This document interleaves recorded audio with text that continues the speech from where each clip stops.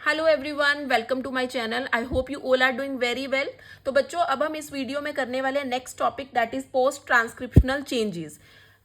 Eukaryote का transcription हम कर चुके हैं पिछली वीडियो में। अब जो जो चेंजेस आते हैं, जो ट्रांसक्रिप्ट हमारा बनता है, जो हमारा प्राइमरी ट्रांसक्रिप्ट बनता है, उसके अंदर क्या क्या चेंजेस आते हैं उसके बारे में डिस्कस करने वाले हैं।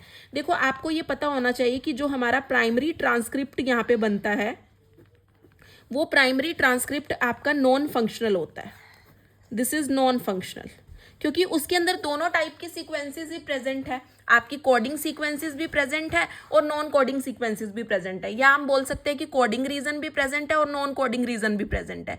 कोडिंग रीजन मैंने आपको बताया था, दैट इज एक्सॉन, और नॉन कोडिंग रीजन मैंने आपको बताया था इंट्रॉन्स। तो दोनों टाइप के रीजन आपके प्रेजेंट होते हैं, ठीक है, आरएनए के अंदर। और ऐसे आरएनए को आप हेट्रोजीनियस आरएनए बोलते हो। This is known as heterogeneous RNA, ठीक है, या आप और इसको क्या बोलते हो, HNRNA, क्योंकि इसके पास दोनों टाइप की सीक्वेंसेस प्रेजेंट होती हैं। अब अगर मैं बात करूं HNRNA की, HNRNA आपका एक प्रोसेस से जाता है, जिस प्रोसेस को क्या बोलते हैं कि यहाँ पे स्प्लाइसिंग होती है, ठीक है, स्प्लाइसिंग होती है। और साथ साथ दो और प्रोसेसेस होते हैं, there are 2 additional processes also. वो एडिशनल प्रोसेसेस को आप क्या बोलते हो, they are capping and tailing. Capping और टेलिंग यहाँ पे होता है, ठीक है। अभी तक मैंने बताया पोस्ट ट्रांसक्रिप्शनल चेंजेस में कि प्राइमरी ट्रांसक्रिप्ट जो आपका बना वो नॉन फंक्शनल रहता है, और क्योंकि उसके पास दोनों टाइप की सीक्वेंसेस प्रेजेंट होती हैं, कोडिंग सीक्वेंस जिसको एक्सॉन कहते हैं, नॉन कोडिंग सीक्वेंस जिसको इंट्रॉन कहते हैं। हेट्रोजीनियस आरएनए कहलाता है वो, दैट इज HNRNA।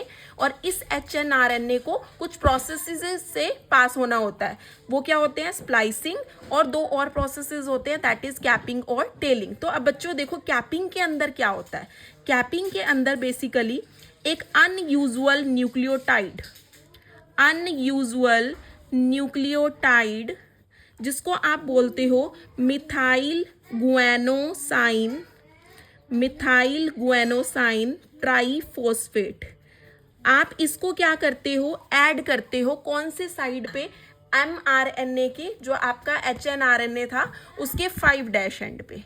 ये अनयूजुअल जो न्यूक्लियोटाइड है, दैट इज मिथाइल गुएनोसाइन ट्राइफॉस्फेट, इसको आप ऐड करते हो HNRNA के 5' एंड पे, ठीक है।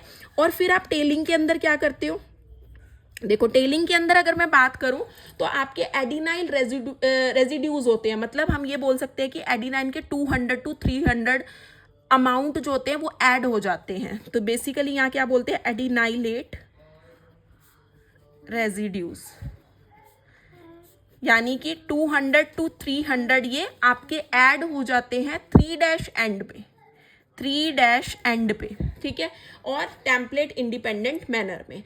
अब ये जो HNRNA है, ये एक और प्रोसेस भी होता है इसके अंदर। यहाँ पे इंट्रॉन सारे रिमूव हो जाते हैं और सारे एक्सॉन ज्वाइन होते हैं टू फॉर्म mRNA। थर्ड क्या हो रही है, पहली चीज क्या हुई, कैपिंग, देन टेलिंग हुई, देन यहाँ पे थर्ड चीज क्या हो रही है, स्प्लाइसिंग में क्या हो रहा है, जितने भी आपके इंट्रॉन्स हैं वो सारे इंट्रॉन्स क्या हो गए, रिमूव हो गए, ठीक है, और सारे एक्सॉन्स क्या हो गए, ज्वाइन हो गए एक डिफाइंड मैनर के अंदर, ठीक है।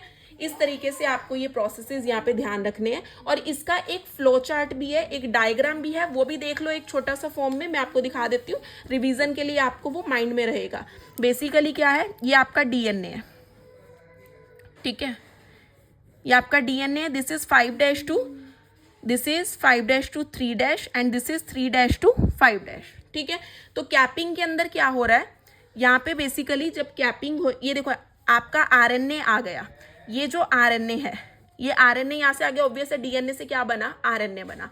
तो RNA यहाँ पे आ गया, तो कैपिंग के टाइम पे यहाँ पे क्या हुआ, मैंने तुम्हें बताया था, अभी पीछे बताया कि मिथाइल गुएनोसाइन ट्राइफॉस्फेट लगेगा, तो इसको मैं लिख रही हूँ GPPP, ठीक है, 3 फॉस्फेट, ये 5' पे, ये मिथाइल, M है मिथाइल के लिए, तो ये क्या हुआ, यहाँ पे कैपिंग हुआ, ये इसके 5' एंड पे लगा, और 3' एंड पे आपके क्या लग जाएंगे, सारे एडिनाइलेट रेजिड्यूज लगेंगे, जिसको आप यहाँ पे पॉली ए टेल भी बोलते हो। यहाँ पे दिख नहीं रहा तुम्हें, ये देखो पॉली ए टेल भी बोलते हो, ठीक है। उसके बाद नेक्स्ट देखो क्या होता है, यहाँ पे ये देख रहे हो, ये जो इंट्रॉन्स वाली सीक्वेंस थी ये सारी यहाँ से क्या हो जाएंगी, रिमूव हो जाएंगी और आपका जितने एक्सोन्स है वो आपस में कंबाइन कर जाएंगे। तो अल्टीमेटली आपका जो आरएनए बनेगा, अब ये आरएनए क्या है, आपका फंक्शनल आरएनए है।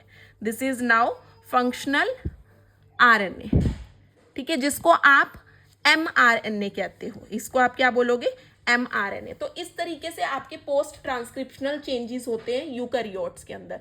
आई होप स्टूडेंट्स आपको ये क्लियर होगा अच्छे से।